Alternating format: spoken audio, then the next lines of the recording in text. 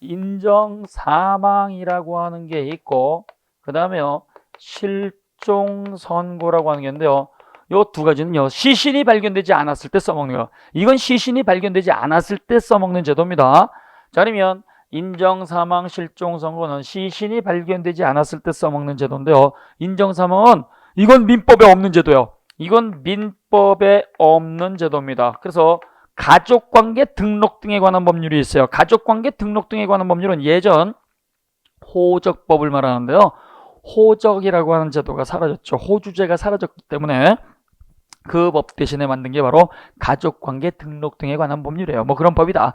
명칭 기억하지 마시고, 인정사망은 민법에 없는 제도다. 실종선고는 민법에 있는 제도다. 요게 차이점이야. 그래서 실종선고제도는 민법상 제도가 되고요. 인정사망제도는요, 민법 아닌 다른 법에 있는 제도다. 이렇게 하시면 돼. 그 법의 이름을 갖다가 묻는 건 없어요. 시험 문제 안 나오니까. 그러면 이때 인정사망인데요. 인정사망은 어떠한 경우에 쓰느냐? 갑이라고 하는 자연인이 위험한 사고를 당하는 경우가 있어요. 건물을 신축하는데, 아니면 건물이 완성이 되는데 그 건물이 무너져 내려가지고 그 건물에 있었던 사람들이 흔적도 없이 사라지는 경우가 있어요. 그러면 건물이 무너지게 되면 어떤 일이 벌어지느냐? 콘크리트에 깔린다는 얘기예요. 예전에 삼풍백화점. 예전에 뭐 들어보셨어요? 들어보시면 연식이 오래되신 거예요. 그거 모르시는 분들도 많아요. 그래서 이 삼풍백화점이 무너지게 되면 철근 콘크리트 이것이 1세제곱평방미터일 때 높이, 그 다음에 가로, 그 다음에 세로 뭐 해가지고 이게 1평방미터 되는 게 있어요. 그러면 1세제곱평방미터의 콘크리트를 갖다가 이게 키로가 얼마가 되느냐? 무게가요 2.4톤이에요. 그러니까 1세제곱평방미터라고 한다면 여기 앞에 보이는 요 데스크 택자 같은 거 있잖아요. 이거보다 조금 더 큰 거예요. 이 무게가 2.4톤이니까 사람이 깔리면 버텨요, 못 버텨요? 혹시라도 들고 있을지 않을까?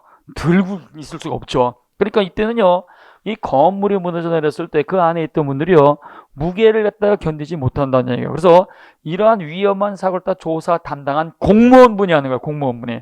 그래서 그 사고를 갖다가 조사한 담당 공무원분이, 그러니까 공무원이 하는 거니까 법원의 판사가 판결로 하는 게 아니란 얘기예요. 그래서 이 공무원분이 조사를 했다 했는데 그분의 유리품으로서 옷가지라든가 시계라든가 신발이라든가 가방이라든가 이런 것들은 발견이 되는데 시신은 무게를 다 감당하지 못해서 훼손이 돼가지고 사라졌다. 이랬을 때에는 안타깝지만 옷가지라든가 유리품이 발견됐으니까 돌아가신 걸로 합시다. 라고 가족관계 등록부에다가 사망이란 두 글자를 쓰는 행위, 사망 기재하는 행위, 사망이란 두 글자를 쓰는 걸 뭐라고 한다? 인정사망이라고 하는 거예요. 그래서 간단하고요. 가족관계 등록부에다가 사망 두 글자 쓰는 걸 인정사망이라고 한다. 그래서 공무원이 가족관계 등록부에다가 사망이란 두 글자를 쓰는 행위, 요 사망 기재 행위를 따 우리는 인정사망이라고 합니다. 그러면 사망이란 두 글자가 쓰여지게 되면 그분 언제 돌아가셨느냐? 그거 썼을 때 사망 기재 시 돌아가신 거예요. 사망 기재 시. 자, 그 다음에요. 그러면 이때 요 공무원분은 법원의 판사가 아니니까 판결로 한 게 아니죠. 사망 기재한 요 인정사망의 효력은 그래서 판결로 한 것이 아니니까 추정적 효력에 불과한 거예요. 추정적 효력. 법원의 판사가 선고를 하면 간주라는 말을 쓰고 법원의 판사가 한 게 아니면 그건 전부 다 추정이 되는 겁니다. 추정. 자, 그 다음에 실종선고입니다. 이 실종선고는 민법상 제도가 있는데요. 이 실종선고는 엄격한 요건을 갖춰야 돼요. 그래서 실질적 요건 두 가지 갖춰야 되고, 그 다음에 절차로서 형식적 요건 두 가지 다 갖춰야 됩니다. 실종 선고를 하기 위해서는요, 그분이 반드시 생사불명이어야 돼요. 살아있는지 돌아가셨는지 그 자체가 불명이어야 된다. 생사불명.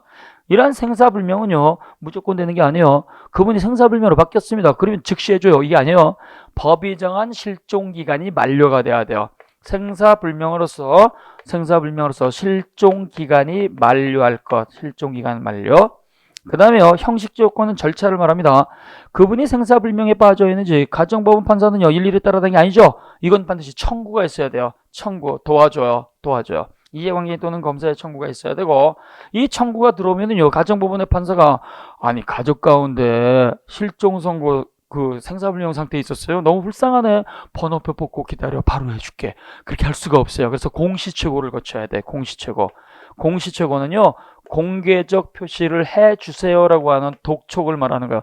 갑이라고 하는 분이 생사불명이 돼가지고 실종 선고 청구가 들어왔는데 내가 판사입니다. 갑에 대해서 살아있는지 돌아가셨는지 아시는 분은 법원에다 얘기 좀 해줘요. 법원에다 얘기 좀 해줘요.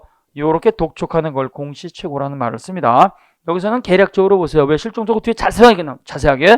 그래서 여기는 실종 선고는 민법상 제도로서 가정법원이 판단하는데 실질적 요건하고 형식적 요건, 요 요건을 갖춰야 되고 요건을 갖춰가지고 가정법원으로부터 실종 선고를 받는 거예요. 선고. 판사가요.